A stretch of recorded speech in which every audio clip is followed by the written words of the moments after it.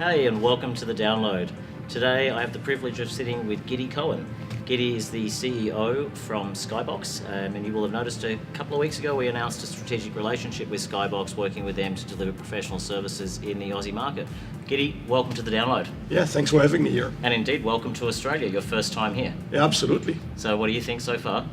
It's great. I mean, better than any one of my high expectations, I would say. Yeah? Yeah, it's beautiful. And you're, Very you're friendly based people, in, yeah. You're based in California? Yeah, Yeah. in Silicon Valley In Silicon Valley, and how long have you been there? for the last 15 years or so, yeah. Right, so tell us, what's your role at Skybox? What is the role as a CEO at Skybox? Were you a founder? Were you... Sure.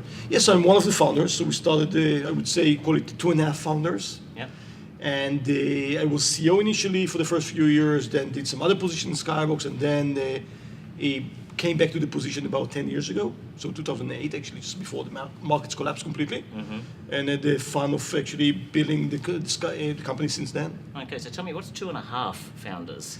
Yeah, so one of the founders was actually never a part of the company in terms of an employee in the company, so he was on Okay. the board level, 'cause some of the ideas came from him, etc., so a good guy, but was never part of the execution of the company, yeah. All right, so you've been with the company for a long time. Yes. You were CEO, you stepped out of that role, you've now stepped back into that role since 2008. Yeah, 10 years ago. And what have you seen in terms of the developments over that time of the business?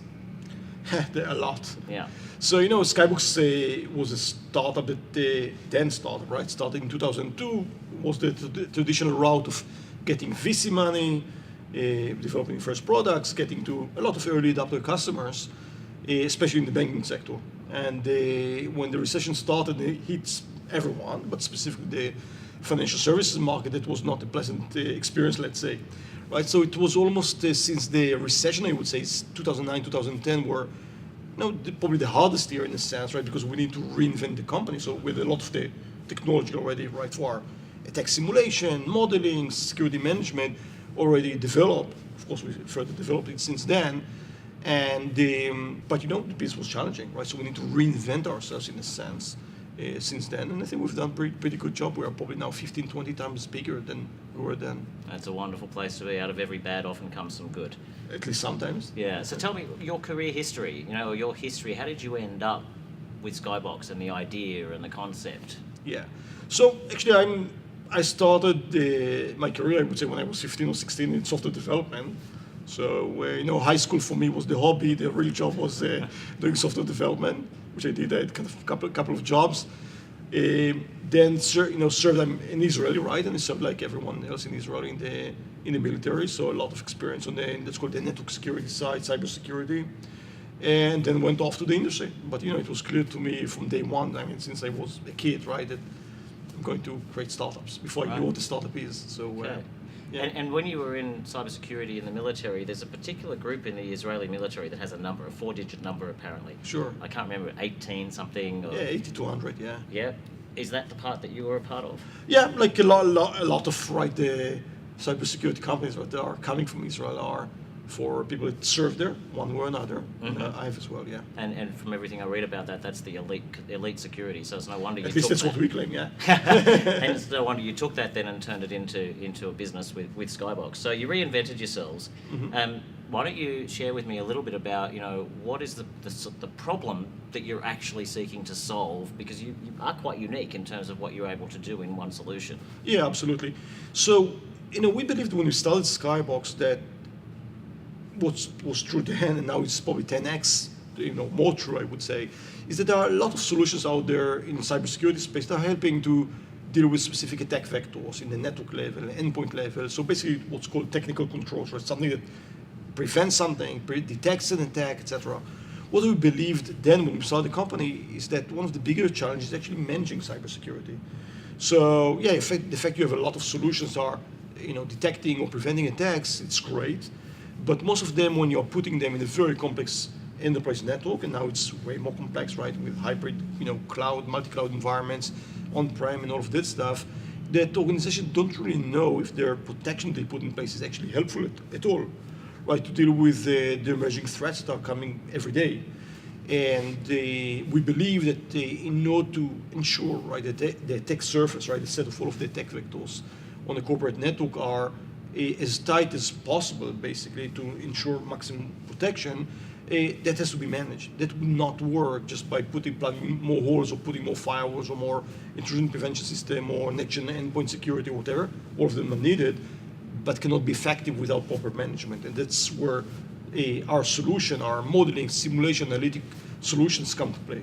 Okay, so what I'm hearing from that is security management, but you're actually not really doing security management per se, right? You solve specific issues, like for example, what you do with vulnerability, and being able to take, an organization that would have thousands of vulnerabilities and whittle that down into the high priority ones and those sorts of things. Because I certainly wouldn't want for our audience to think that Skybox is a security management tool, because I think that's part of what you do, right? But you actually solve for specific use case, specific issues as well. Sure. Yeah. So it depends on the terminology, right? So at least when we call it cybersecurity management, we mean basically the collection of a lot of use cases and business processes around managing exposure on a network level, endpoint level, and the way they interact together.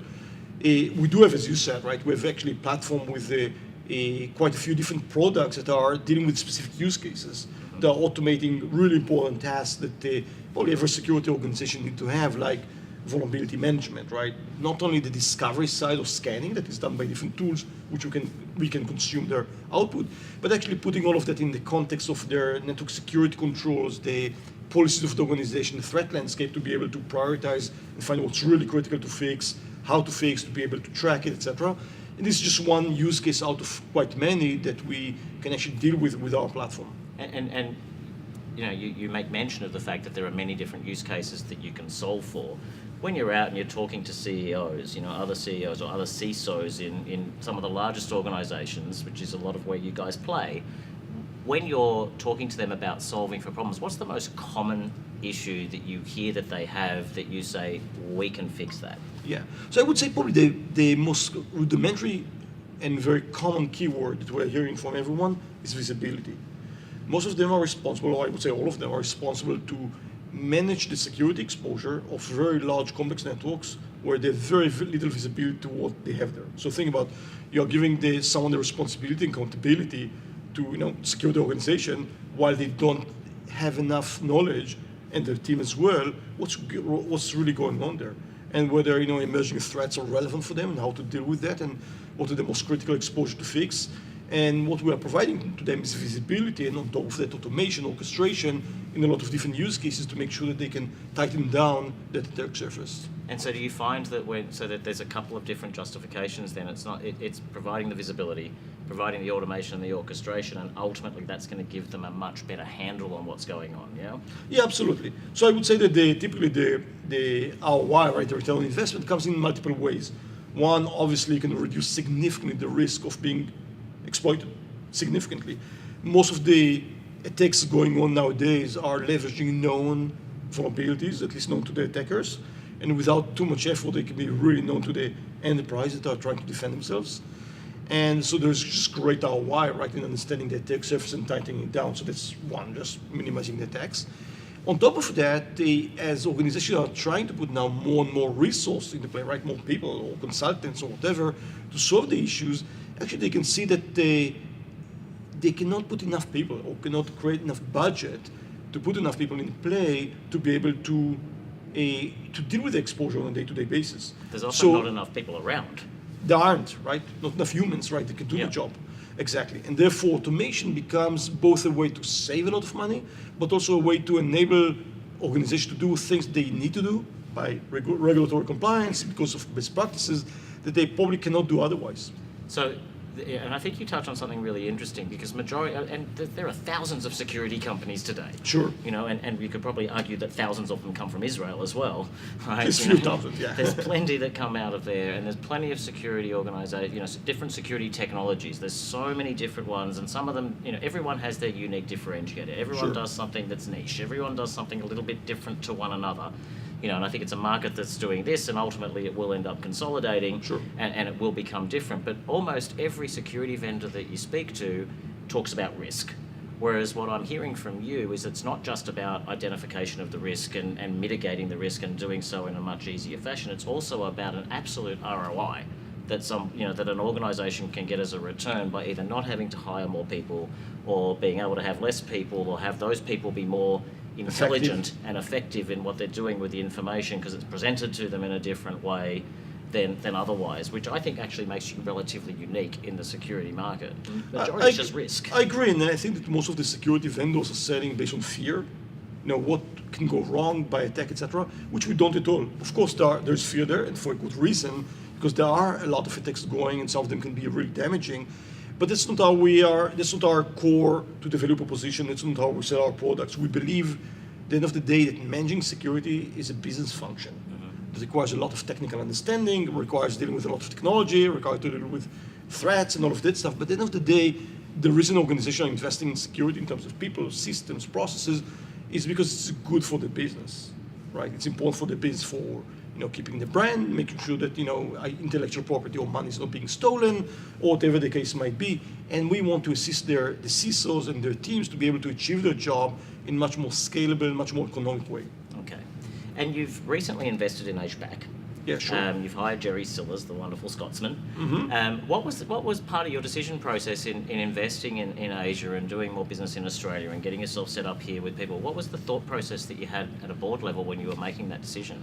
Yeah, so Skybox operated for many years in two main theaters, right? North America and Europe, where we have many hundreds, right, of large enterprise customers using our solutions.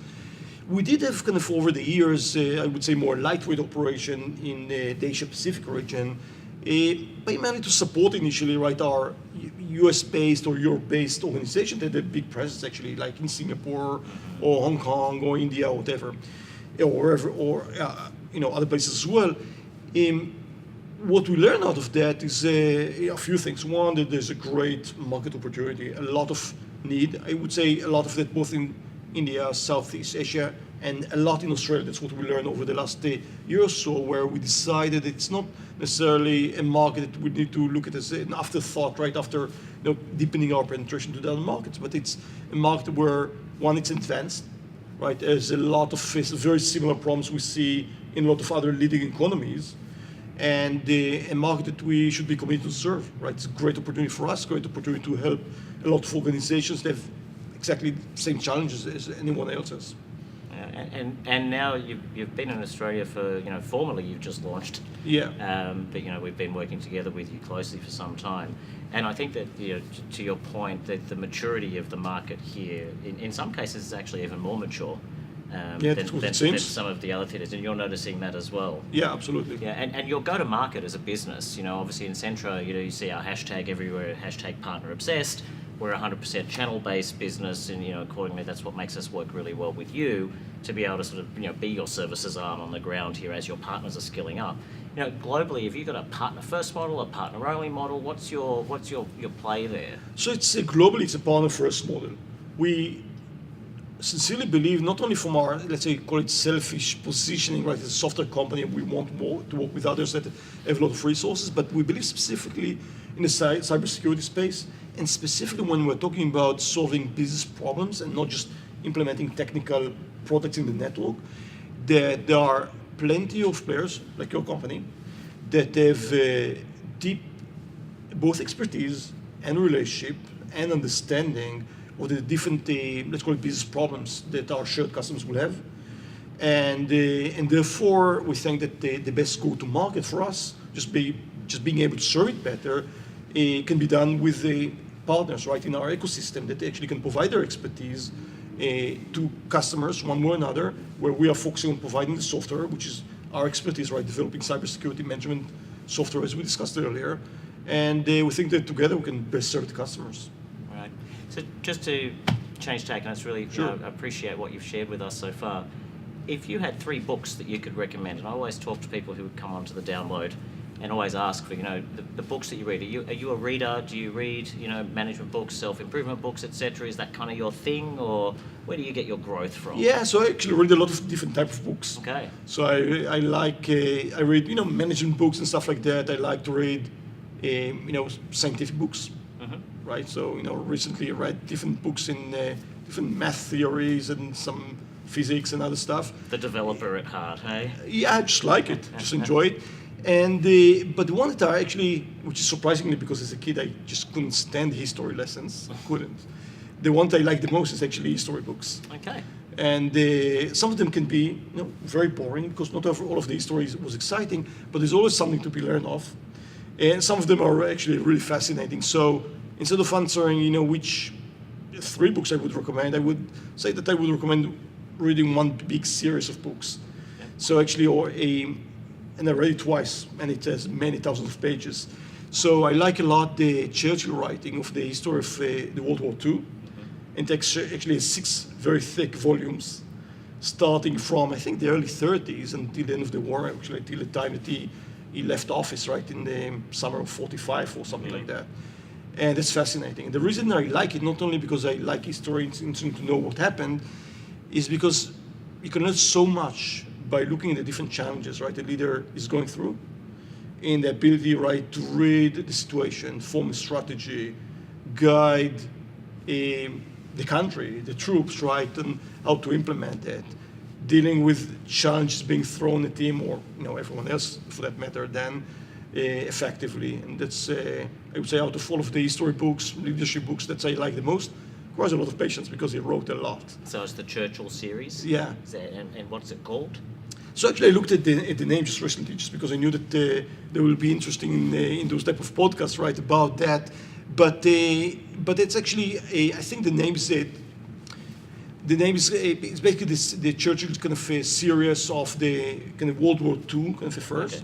Okay. I don't think it has a fancy name actually. No fancy name, but the Churchill series on World War II. Yeah, and it's kind of 6 volumes books. Yeah. Okay, so you talk about leadership and getting messages out of that. If there were 2 or 3 key messages that came out of reading that series, and given you've read it twice, I imagine there's numerous messages, and you've spoken at a high level about those. What would you say are the most profound impact on you that you've taken into Skybox from having, read through that series? Yeah, there are quite a few, but I would say maybe the most important one, especially on the management level or executive level in the company, is what I call. It's not. I don't think it's a quote from Churchill, but what I call.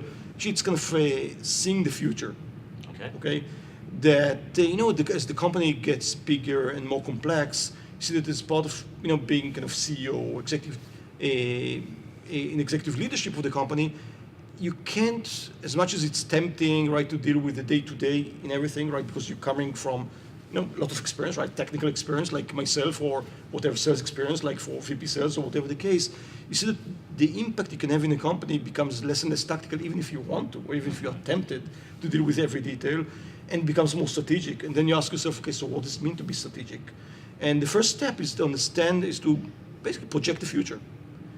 Sometimes you need to, based on experience, based on intelligence, right, that you can gather, based on sometimes even guesstimate, right? Yeah. But part of the job is to portray the future and find a way to get there. And one of the lessons, and you see kind of a lot with Churchill, is that he always did it, and he always did it because he had to. Right? No one else did it. And when you do that, and something's going to be wrong, but when you do that, actually coming with a strategy and actually communicate to the troops, right, what has to happen in order to get there, becomes much simpler. So setting the goals, trying to predict what's going to happen and set yourself up in advance of that, getting ahead of the opposition, getting ahead of the curve. Yeah, and a year, 2 ahead, not kind of 3 months ahead or 2 weeks ahead, etc. And then bringing your team with you, who are the people who are doing that day-to-day that you're no longer doing because you're constantly thinking of the evolution of your business. Yeah, exactly. Right, or whether you're constantly thinking of the evolution of how do you win the war, or... Exactly, or whatever the case might be. Yeah, and that many people think about startups like, something, companies that change every day, and every day they have a pivot to some other direction. But that's not the reality, right? The reality takes a while, right, to build businesses.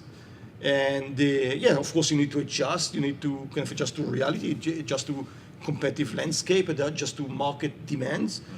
But you're not changing every day, right? You're building stuff, and therefore you need to have a direction. You need to have consistency in execution. You need to have good strategy and a lot of good execution as well. And I think that when you read kind of the Churchill books, it gives a lot of inspiration around that. And I think when you say, it doesn't happen quickly, I think you could take Skybox and say that you're a 15-year overnight success. Exactly, exactly. And yeah, it's great. It was a lot of hard work by a lot of different people to get to where we are. And there's a long way ahead of us, but that's part of the fun, right? And that's why we're excited to be partnering with you. I think that, as I mentioned earlier, I think you solve for a lot of use cases in one solution, and you do it very, very differently. And that value proposition really resonated with me, you know, because we go through a lot of product selections and a lot of deciding which vendors to work with, and cultural ethos is really important for us as well, that we marry as two organisations culturally. Yeah, absolutely. You know, and one of the things I'm passionate about is leadership and culture and people, etc. And that's coming out through what you're saying and some of the messages. You know, of all the messages you could have taken from a Churchill's writings, the big one for you is seeing the future and bringing the people and where do you fit in that, which I think is magnificent. So, final question for you, and I ask Sure. everyone who sits on the couch one of these two questions, and so I'm going to pick the one that I think you might want to answer most, which is, tell me about one of the craziest experiences you've ever had. Crazy experiences. Yeah, I think that we had quite a lot, but I would say that the one which is the biggest experience, and then probably it's not as crazy, is actually probably what we just talked about. I think actually taking initial vision we had, let's say in this case of Skybox, right, about 16 years ago. And when you're starting a company, you have some ideas of how it's going to look like, what you might do, what's going to be the horizon probably of developing the company, and maybe get it to another point, and actually make it a real business that can touch directly or indirectly, right, thousands of people at the end of the day, primarily, right, end users that can actually use our products and solution, right, to solve big problems that they have, and to do it in a way that can impact, again, indirectly, therefore, a lot of different people. And probably it's the biggest experience that I can share. Okay, wonderful. Well, look, thank you very much for joining us on The Download. Great to have you here in Sydney. Yeah, my pleasure. It's great. It's a great city. Yeah, and I'm sure you'll enjoy Melbourne when you head there tomorrow. Yeah. And, we look forward to growing a business together with you and taking your solutions to market. Yeah, I'm looking forward to it. Kitty Thank Cohen, you. thank you very much. Yeah, thanks.